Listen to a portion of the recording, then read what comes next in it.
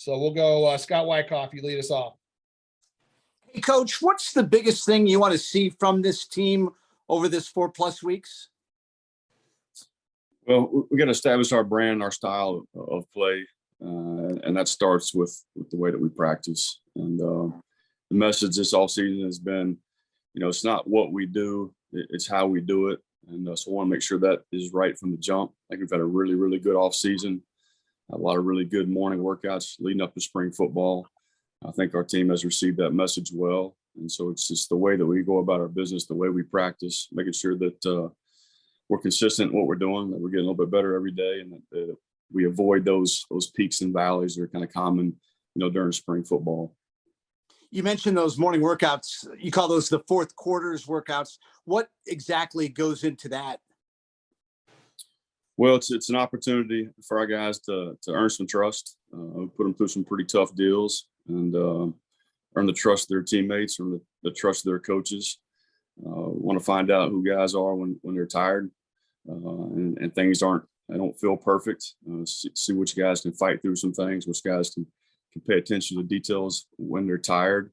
It's a way for us to build a little bit of toughness and develop that trust and the style and our brand of football that I mentioned earlier. As you've been building your staff, I saw that Sarah's come in as your director of on-campus recruiting. How important was it for you to create that position in kind of the vision that you wanted it to be? Really important. I think it's a position we haven't had. So it's a relatively new position in college football. And, I think that we want to get kids on campus as often, as frequently as we can, especially during the spring and summer. This place sells itself when we get players here. And so the more hands on deck that we have to help facilitate that, the better. Really excited about her. She's really bright, got some really good ideas, and she's going to be a great addition to our recruiting department. Thanks, Coach. Yes, sir. Bill Wagner, Annapolis Capital. Coach, you chose not to issue a depth chart prior to spring camp starting. Why is that? Because it's wide open. For the guys that have played a lot of snaps, we don't want them to feel great about where they're at. We want them to go compete. For the guys that haven't been in the depth, it's a great opportunity for those guys coming into spring ball to prove themselves. And that's the great thing about when you have a staff change and a lot of new coaches coming in. You're careful about guarding your opinions on certain players. You want those guys to see it for themselves, and it's a fresh start and fresh opportunity for a lot of these guys. And the guys that played a lot of snaps, well, they feel like they've got to go out and prove themselves again too. So I really always like to start spring ball that way and let those guys go out and compete, and nobody feels like they own a job and they got to go out and earn it. So you have an interesting dynamic. You have a lot of returning talent, but you have a bunch of new coaches. How important is it during the spring camp for these new coaches to get to know these players? It's going to be their first time out on the grass with these players.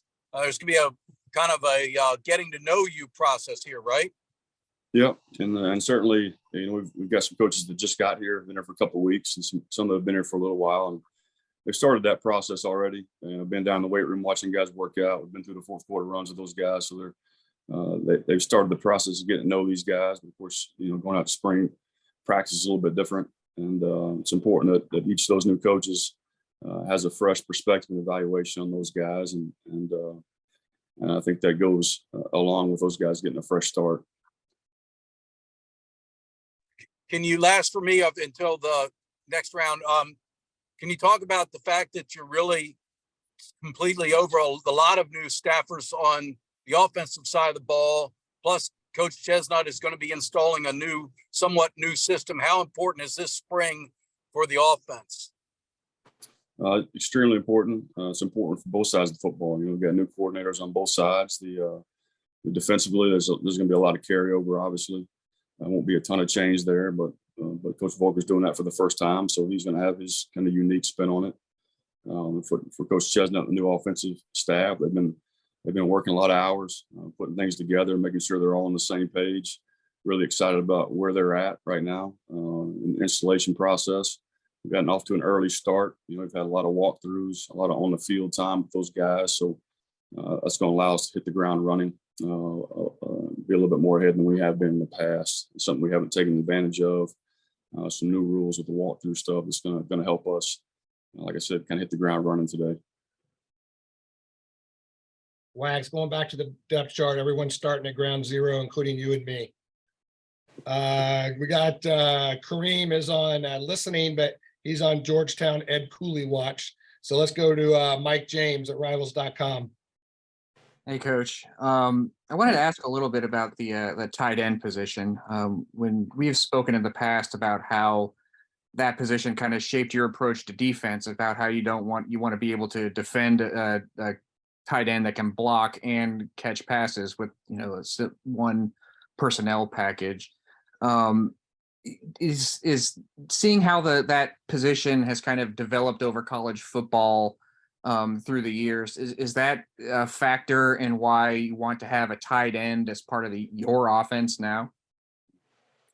Well, I think when you go against the option and you defend the option, anytime you can add a tight end into the mix and create three-man surfaces, create wing sets, it adds a whole new dimension to things. And so I've always felt like teams that run the option were able to do both, incorporate a tight end into what they were doing, were much more difficult to defend. It also allows us to create a longer, bigger athletic body, bodies that we need in our program, bodies that, if they don't make it at tight end, maybe can grow into really athletic offensive tackles. Also gives us an opportunity to recruit bigger receivers that may grow into tight ends, or allow us the flexibility to have tight ends that are big enough, athletic enough bodies so we can flex them out at wide receiver. It just makes the whole thing more difficult to defend. Yeah, that kind of dovetails into what I wanted to ask about before. It's not a position that the program has necessarily recruited for before. But in the past, big wide receivers have been sort of a goal in recruiting. Do you feel like with the personnel you have on hand now that you have enough players, you can kind of fill in that position in terms of what you expect out of it? The tight end position? Yeah. I do. Like you said, we've not spent 3 or 4 years recruiting and grooming that position, Mike, but we've got some good players in the program right now. We've got some good ones coming in. So I'm excited to see what that looks like this spring. It's going to be a big evaluation process for us. And we want to use a tight end, but we're not going to put one on the field, just put one on the field either. So we've got to develop those guys and kind of see where we're at. And obviously we want to play to our strengths and take advantage of our personnel and who those guys are. All right. Thanks, Coach. Thank you. Let's go to Pete Medhurst, Navy Radio. Thanks, Scott. Coaches, you open up spring practice. By the time you've had to prepare for it, what have you leaned on to put together your spring plan, with it being your first as a head coach, and also at the same time, maybe trying to avoid overthinking? Are we doing enough? Am I getting enough time for different things in all of these spring workouts that you have coming up here? That's a great question. I think you kind of look at the way you've done things in the past. You take notes after every spring and things you wish you had hit on, maybe done a little bit differently. And I've certainly done that. So, we've laid out a list of priorities, things that we need to get done in spring, things we need to touch on. It's going to be a more physical spring than we've had in the past, but it's going to be fluid too. We're going to diagnose things after the first week, see where we're at with our installation. Can we keep progressing at the same pace, or we need to pull back a little bit? Are we getting enough live work in? Are we getting enough special teams work in? So we want to make sure we cover all of our bases, and also hit on the things that maybe we haven't done well enough in the past on both sides of the football, making sure that we're staying on track, getting all the things that we want to get accomplished, making sure we're evaluating all of our players, making sure there's some equality with the reps that we're getting, and being smart about how we do it.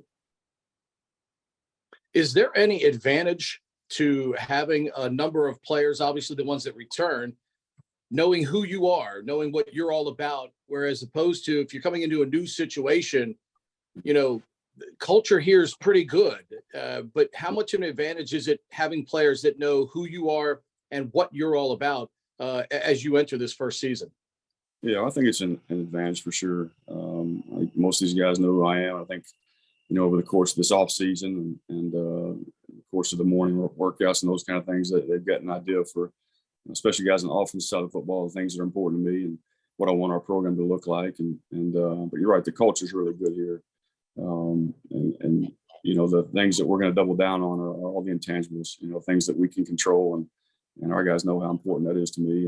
And it's about the process. And, we're not focused on results. We're about the work that produces those results. And we'll take it one day at a time. And the goal is just to go out and get better every day. And like I said earlier, kind of avoid those peaks and valleys and just making sure that we're on an upward trajectory throughout the course of spring ball. Last one for me. Sorry. Go ahead. No, Go ahead. Couldn't be more excited about where we're at right now with our program. And I've been chomping at the bit, to get out there on the field, as all of our coaches are. I think our players really feel the same way. So we're going to go out and get better, and we're going to have fun in the process of doing it. Last one for me this time around. What's been the advice to the new coaches who obviously haven't coached here before in terms of acclimating them to the uniqueness of the Naval Academy and obviously its limitations in terms of preparation time as you all get going here? Yeah, I think one thing we talked about this morning was really engaging our players. The one thing that you have here is we don't get quite as much time with our guys, whether it be meeting time or time during the day to get them over here. And so our players need to know that we care about them, that we're invested in them, that we know them. And so that's a main emphasis for me during spring football is to get to know these guys better as we're working through spring practice. And, we've got to apply some pressure, but we don't want them to feel stressed during spring football either. We want to go out there and let them cut it loose. I told them that before we broke over spring break. Let's go fly around. If we're going to make some mistakes, that's how you grow. Just make sure we make them full speed 100 miles an hour. We'll get them corrected. The great thing about spring football is you're not getting ready to play a game in a week. So there's some stress and some pressure that you don't have in that regard. And so the idea is just to go out and get better every day and get to know our players and continue to develop our culture and what our standard is and our expectation, the way we work at practice every day, and just coach with great energy and enthusiasm and passion every day that we go out there is a great opportunity for us and for our players. And we just got to make the most of the 2 hours that we're out on the grass. Thank you. John Schofield, Sing Second Sports. Hey, Coach, John Schofield. I'm so glad Pete asked the question the way that he did, because mine is directly related. Saw you in the stands there for the Basketball Patriot League tournament game. What else have you done to kind of inculcate yourself into the hall? Do you have frequent meetings with Athletic Director Chuck Gladchuck? I know that it used to be that coaches and captains would go up to Gettysburg toward the end of the summer. Like what else do you have planned? What have you done, and what else do you have planned to kind of further get yourself involved in the brigade? Sure, it's a great question. We had the day where a lot of little things that you try to add up that we make time for. We went to class with our players the other day, went over to King Hall, had breakfast to get a little bit of a taste of the day in the life of our players, and just trying to understand that a little bit better. And of course, you meet with leadership on the yard to make sure you see things from their perspective, as well as them seeing it from your perspective, and what can we do better? How can we improve what we're doing on the yard, and from a communication standpoint, making sure that we're all on the same page. And our mission and our football program is the same as is here in the academy, but just making sure that all arrows are pointing in the same direction, and being as engaged as I can be. I enjoy going to basketball games and enjoy talking to the lacrosse guys, and just getting around as much stuff as I can get around to this time of year when we're really busy as well. But just trying to be as involved as I can be. You brought up the lacrosse guys, Coach, so I'll ask my last question. I'm not sure how much lacrosse you used to watch. You probably watch a little bit more of it now. What have been your impressions of your quarterback and his performance on the lacrosse field, and how is that going for you as a staff? Like, we just had him on the podcast a couple of weeks ago, and what a great young man, talking about not only the management of the balance, but his desire for the balance, his desire to do both, and not only do both, but be excellent at both. How have you evaluated how this has gone so far for Xavier Arline? Yeah. I'll tell you, growing up in Oklahoma, I'll be honest, I didn't see a lacrosse game until I was coaching at Washington, Lee, in Virginia when I was 25 years old. And so, to be perfectly honest, I don't understand a lot of it. I think it's an unbelievable sport. It includes a lot of skill sets that athletes need to have. I enjoy watching it. I wish I understood a little bit more. I'm learning as I go here, but been impressed with Xavier, using the way he's handled both. I think it's very difficult. I think we'd like to get him more often than we do, obviously, and but he's been around. Unfortunately, he's dealt with a few injuries in lacrosse that have kind of kept him out of some of the things that we're doing. And it'll be a touch and go thing this spring. Hopefully, he'll be available for most of our practices. So that's a lot to juggle. I've been impressed the way that he's handled it. But obviously, you'd like him to be here all the time, but understand what he's doing and appreciate what he's doing. Thanks, Coach. Sure. Coach Stacy will be glad to give you a tutorial on lacrosse at any time. Just stop on down. Awesome. Scott Wyckoff. Coach, just one more for me. How important is it for you to get a handle on who potentially your team leaders can be over the next 4.5 weeks, and also maybe seeing some guys who you might want to build into leaders who might not think they're leaders right now? Yeah, that's an awesome question. You start to look for that in the off season. You look for it in the morning runs, the fourth quarters that we talked about earlier. And we purposely wait until the third or fourth week of spring ball to vote on captains. We'll do a little bit different this year. I don't know whether it's going to be 2 or 3 or 4. I want to see how that goes. We'll have positional captains as well. That'll help us develop leadership, in those position groups, and maybe amongst our younger guys. We'll have a player council as well. So looking forward to seeing how spring football plays out. And I think we've got a lot of really good leadership. As you guys know, player-led teams are the most successful ones, but there's a lot of potential in our program right now. I'm excited to see how that kind of plays out over the next 4 or 5 weeks. Thanks. Yes, sir. Bill Wagner. Well, so you touched on Xavier. What exactly is his available? Is he going to be, participating in live practices, and are the quarterbacks going to be live this spring? Yes. And not sure about Xavier yet. It depends on where he's at with some other things he's dealing with right now. Expect him to be at the majority of our practices. There's a little bit of conflict with some lacrosse games, but that was part of our agreement and our conversations with Coach Amplo and him. And so expecting to be at all the practices, and it'll kind of be day to day as far as what kind of live work he's getting. If it's we call thud, and we're essentially live but not going to the ground type of work. Whether he'll be in a red jersey or not, but we'll certainly be live some days. Other days we won't. Well, and then with Ty out, I presume Ty's not going to be ready for spring. Correct. So with him out, how important is this for some young quarterbacks like Teddy Gleaton and Blake? Yeah, and Ponder. I mean, we got some good young players, and they're going to get a ton of reps this spring, which they need. Really excited about those guys and what they've done this offseason. We've got some really good young talented quarterbacks, and so I'm looking forward to that competition. Like I said, the next 4 or 5 weeks will be a lot of fun, and obviously we got to develop those guys. They're young. It's a new system that they're learning. Some carryover, obviously, but excited about those guys. So would it be safe to say that those young guys are going to get the majority of the live reps during scrimmage type situations? Absolutely. And they're going to need them. And what do you want to see out of them? What do you expect to see by the end of the spring out of these young quarterbacks? Yeah. Well, the growth in the fundamentals throughout spring ball, and also just their management, being able to run the offense effectively from a communication standpoint, from an operational standpoint, to see how they handle all that, and see how quickly they can pick it up. With regard to the defense, do you think during this spring you just stay hands off and let Coach Volker put his stamp on it, and then, if you feel like come fall camp you need to be a little more involved, that's the time to do it? Is Is this spring maybe a chance to just let him be?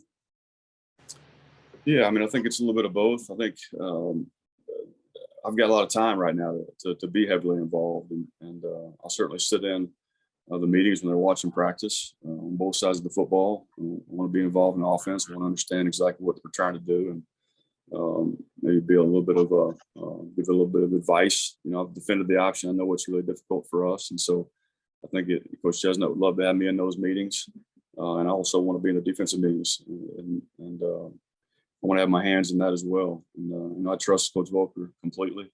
I don't feel like I have to be in those meetings. Just want to be. I want to be a part of that. And you know, the more heads in the room, the better, in my opinion, on both sides. And so I'll be heavily involved on both sides throughout spring, and special teams as well.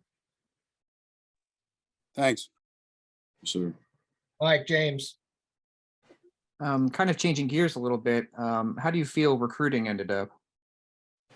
Really well, better than expected. And I think anytime there's a coaching change, and you know, you're always really concerned about losing players. We were able to hold on to the majority of the players that committed early to us, and it really didn't throw us off track late in the process either. So I feel really good about the way we rounded out the class, and really pleased. And as you know, you're getting started on the next class, then do you feel good about the momentum and how that's setting up? I do. You know, we spent a lot of time this off season, you know, half the day working on recruiting, half the day working on football stuff, and getting the offense defense installed and meeting with our players, and our recruiting staff's doing a phenomenal job. We've tweaked and changed a few things to make it a little more streamlined, more efficient. Adding on-campus recruiting position was big for us. So, yeah, I'm really pleased with where we're at right now. And finally, did you force Straz to get a beard, or is that something he did on his own? No, it looks really good. I didn't know when it first started to come in, but it looks really good. I definitely didn't force him to. Yeah, it looks good, Straz. Thank you. Appreciate that. Beard. All right, thanks, Coach. Let's go, Pete Medhurst. Well, at least we know what color Strauss's hair would be if he had any up there. Yeah, no doubt. Up there now. Well, salt and pepper. Exactly. Brian, can you talk about, I know you're not preparing for a game, but is this also a great time for you, and especially the new staff members, to see a level of guys that truly understand that competing now is every bit as important as competing when fall camp starts? Yeah, absolutely. I mean, that's what spring football is all about. You know, we talk about going out there and competing every day, and making your reps count, and you know, every practice is an opportunity, and you know, you want to see them compete. At the same time, you want them to understand what we're trying to get accomplished, and to be smart, take care of each other. You know, iron sharpens iron, as we say. It says in the good book, right? As one man sharpens another, and so we also have to understand this is not offense versus defense. You know, there's going to be things that we do during spring football defensively that you wouldn't necessarily do that versus the option, but we've got to get installed. And then, you know, offensively, they're going to see some fronts and some things that they'll probably never see on Saturdays. And so there's going to be some give and take there.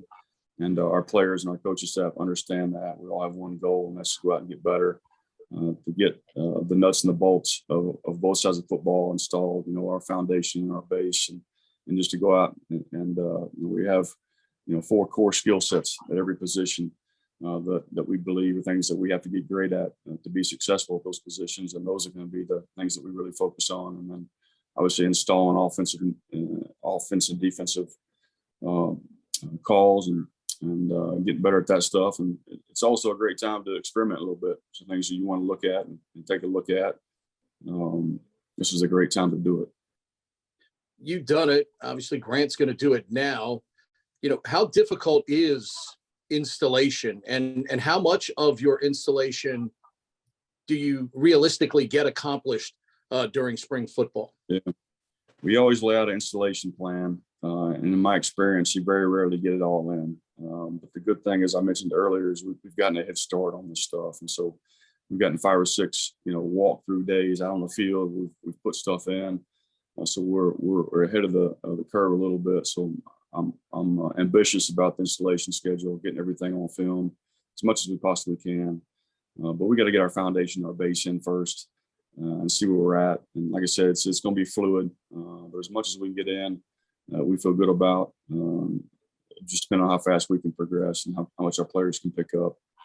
But it changes. We script out installation about a week at a time. You have a list of things you'd love to get in, and a list of priorities that you have to get in. And so hopefully we'll get to a lot of stuff that we want to get in before the end of it. But 15 opportunities, plan on using every one of them, and we got a lot of work to do, a long way to go. But I'm optimistic about us getting there. Last one for me. What's it been like to walk out there at sunrise with that whistle in your mouth, talking about that trust with your players, but trying to, in some ways, even rebuild that trust now that you're the last voice that usually speaks every day? What's that been like? Different, also at the same time. I've got to earn these guys' trust just like they're earning our trust, and they know that. But it's been great. Been really, really impressed and pleased with the way that our guys have gone to work and attacked these workouts, and the way that they've responded to me, to our new coaches. We got a great group of young men. I say that all the time, but they haven't skipped a beat, and couldn't be more pleased. Like I keep saying, about where we're at right now and where we're going. Thank you, sir. Thank you. I've got about 5 minutes. John Schofield. I'm good here. Good luck going through the spring, Coach. Thanks, John. Anyone else having any other questions? We have 5 minutes. I do. Go ahead, Wags. Well, you have a lot of talent coming back on defense, a lot of starters, but two positions that are, open where you lost good seniors, talented players, is also a position where you have a brand new coach. Can you talk about the striker and raider positions? And I presume that the new assistant is handling both outside linebacker spots, right? He is, yeah. He's doing exactly what Coach Caniglio did, and lose a lot of really good production. With John Marshall and Nick Straw at those two spots. Feel really good about the players that we have and the depth at those spots right now. A lot of good young players, a lot of talented players. We're really talented at Raider from an athletic standpoint, probably more so than the entire time that I've been here.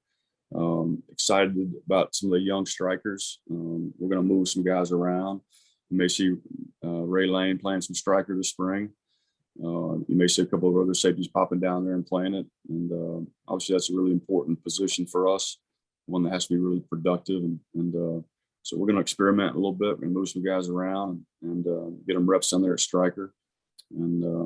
But I like what I've seen so far. I like our athletic skill sets at both of those positions, and we've got some pretty good depth.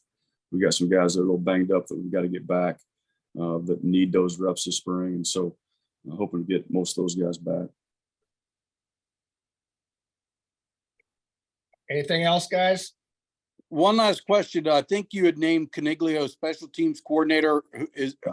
Who has that post now? Ricky Brown does. So he carries the same exact title that Caniglio was going to carry. Okay. Special teams coordinator has done a phenomenal job. Really excited about some of his ideas and some things that he's done in the past, and some things that he wants to do here. And he's got a really, really good pedigree and been some really good places. Obviously, played in the NFL, played on special teams, and has a great grasp and understanding for not only special teams, but coaching those two outside linebacker positions too. Really a perfect fit for us.